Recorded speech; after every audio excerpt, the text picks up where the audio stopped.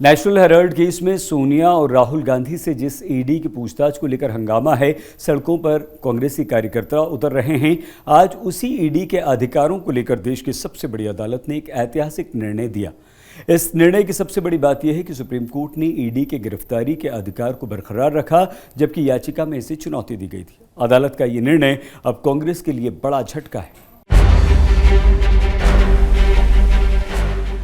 प्रवर्तन निदेशालय मतलब ईडी, वो ईडी जिसको लेकर सड़क से लेकर संसद तक हंगामा मचा है।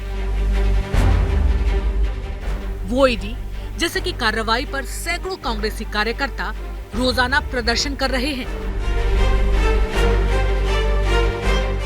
वो ईडी जो मनी लॉन्ड्रिंग के मामले में कांग्रेस परिवार से पूछताछ कर रही है। आज उसी ईडी और उसकी कार्रवाई को लेकर देश की सबसे बड़ी अदालत ने एक ऐतिहासिक फैसला सुनाया। ये फैसला पीएमएलए यानी prevention of money laundering act के तहत ईडी के अधिकारों को लेकर आया है। फैसले की सबसे बड़ी बात यह है कि सुप्रीम कोर्ट ने पीएमएलए के तहत ईडी के गिरफ्तारी के अधिकार को बरकरार रखा है। इन्फोर्समेंट डायरेक्टरेट यानी प्रवर्तन निदेशालय, जिसे ईडी कहते हैं बोलचाल की भाषा में, उसकी लक्ष्मण रेखा, उसकी शक्तियां, उसके अधिकार क्षेत्र, इसे लेकर सुप्रीम कोर्ट ने अपने अहम फैसले में सारी चीजें साफ कर दी हैं। यानी सुप्रीम कोर्ट के इस फैसले से ये साफ हो गया है कि इन्फोर्समेंट डायरेक्टर जिस तरह से काम कर रहा है वो काम बिल्कुल सही है, उसके अधिकार क्षेत्र में है, लक्ष्मण रेखा में है। दिल्ली में नेशनल हेराल्ड केस की जांच के सिलसिले में सोनिया गांधी से पूछताछ हो या फिर राहुल गांधी से, कांग्रेस लगातार ईडी की कार्रवाई को लेकर सवाल उठा रही थी। बार बार कहा जा रहा था कि प्रवर्तन निदेशालय को सरकार अपने इशारे पर नचा रहा है।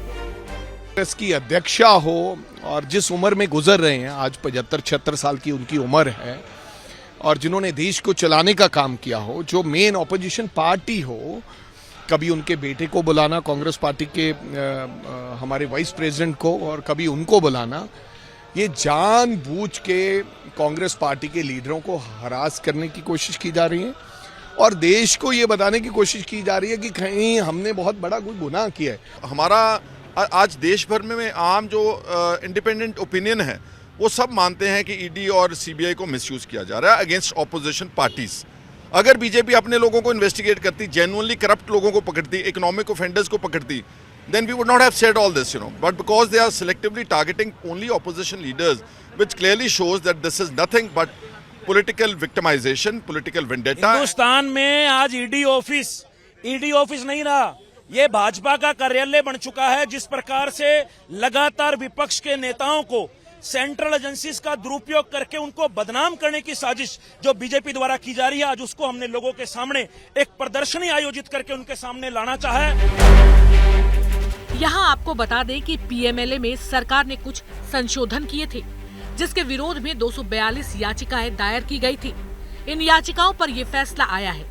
अब आपको बताते हैं कि याचिकाकर्ताओं की चुनौती के मुख्य आधार क्या थे और उन पर सुप्रीम कोर्ट ने क्या कहा। ईडी के गिरफ्तार करने के अधिकार को चुनौती दी गई।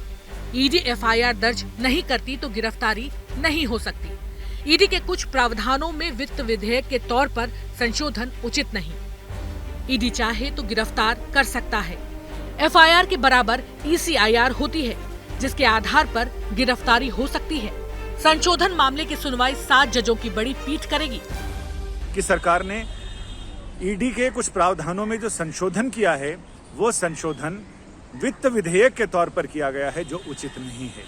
सुप्रीम कोर्ट ने कहा कि ये संविधान से जुड़ा हुआ मामला है, लिहाजा इसकी सुनवाई 7 जजों की विस्तृत पीठ करेगी, बड़ी पीठ करेगी। चूंकि 5 जजों की पीठ पहले ही इस मामले में फैसला दे चुकी है, ऐसे ही मामले में वित्त विधेयक और विधेयक को पास करने की प्रक्रिया को लेकर सुप्रीम कोर्ट ने ईडी के गिरफ्तारी के अधिकार को बरकरार रखते हुए कहा है कि ईडी की गिरफ्तारी की प्रक्रिया मनमानी नहीं है। सुप्रीम कोर्ट ने अपने फैसले में ईडी की जांच, गिरफ्तारी और संपत्ति को अटैच करने के अधिकार को बरकरार रखा है। कानून के जानकार इस फैसले को ऐतिहासिक बता रहे हैं। उनका कहना है कि ईडी पीएमएलए को प्रोटेक्ट करती है और उसका काम है देश में पैसे को रेगुलेट करना। कोर्ट के फैसले से उसके हाथ मजबूत होंगे। ईडी जो पीएमएलए को प्रोटेक्ट करती है उसका मेन काम है देश में मनी के को रेगुलेट करना। जो लोगों के पास पैसा आ रहा है वो प्रॉपर चैनल से आ रहा है या नहीं आ रहा है। जो उन्होंने संपत्ति खरीदी है वो अपने जानकार स्रोतों के पैसे से खरीदी है या नहीं खरीदी है। अगर नहीं खरीदी है, गलत जो प्रॉपर्टी खरीदी है उसका स्रोत नहीं बता पा रहे हैं तो प्रॉपर्टी इलीगल प्रोसीड मानी जाएगी और उसको ईडी को अटैच करने का प्रॉपर रहेगा।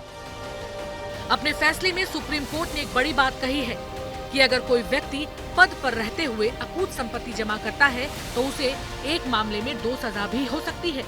एक तो प्रिवेंशन ऑफ करप्शन एक्ट के तहत और दूसरी पीएमएलए के तहत।